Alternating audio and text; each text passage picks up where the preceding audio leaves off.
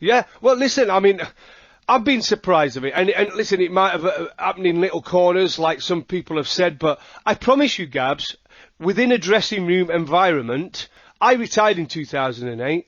I never heard it in a dressing room environment at my club. Absolutely. I never heard it at Yorkshire. And that's what's shocked me. Some of the stuff that has come out has been quite extraordinary, if I'm honest. And like I said, the way he's had to go through it, 2017 he made this complaint, and it's took till 2021 for him to get his chance to give his side of the story. And that's because the government intervened. That's the biggest, the saddest part of this. But it's took him 4 years and the government to get involved for him to get his side of the story. But, yeah, simple as that. You said a drive time on talkSPORT with me, Andy Goldstein, Jack Wilshere and Darren Bent. If you were listening to the show about 10 minutes ago, you would have heard some breaking news that Ben Fletcher from our sports desk delivered. And that was the breaking news that Azeem Rafiq has now apologised for using himself racial slurs in an exchange of messages with another cricketer. This has been revealed by The Times. Let's speak to the Times chief sports correspondent, Matt Lawton, to get more on this story. Matt, good afternoon to you. Afternoon, Andy. Thank you so much for coming on. So just can you just explain exactly what has come to light over the last few hours then? Yeah, so I was basically contacted by somebody who passed to me an exchange of messages, which were Facebook messages dating back to about 2011. They appeared to be between Azeem Rafiq and another cricketer called Atiq Javed, who at the time I think was playing for Leicestershire. And they are, it's my understanding that they're talking about another Asian cricketer, a friend of theirs, and it sounds as though they're going to meet up. And they are sort of having a bit of a joke, saying that the other guy isn't going to turn up with his credit card when it's his time to pay. And then they exchange these messages where Rafiq starts to refer to him as a Jew, and talks about how it's Jews that don't, the only Jews do that sort of stuff.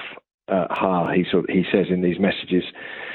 So very clearly anti-Semitic. So I contacted his spokesperson and put this to him, and to be fair to Rafiq and indeed his spokesperson, they were very quick to respond. I think the moment that Rafiq went back through his history and saw that he had indeed been engaged in these messages, he issued a very full and frank apology. Made the point that he was 19 at the time. Made the point that that he hopes he is a better person today. He's obviously 30 years old now. But said that there's no excuses, and he apologises to anyone he may have offended. And I guess the thing is, the context of this, obviously, and is that it was Rafiq himself who said that there is, racism is not banter, and I think he accepts, certainly the sort of, talking to his spokesperson, he accepts that he has to be held just as accountable for the standards that he's now demanding at Yorkshire and across cricket. Matt, of course you've got to question the timing in terms of how this has come out, and when you look at the situation as well, how will that affect the hearing? We've heard obviously all week in terms of talking about the racism in cricket, Yorkshire, the ECB. Yeah. How will that affect this now, the whole kind of hearing? I don't think it negates any of that at all, Darren. I think the fact is what he's done over the last few weeks has been incredibly important, and the testimony that he gave to the MPs on Tuesday was incredibly powerful. I think we all felt the same about that.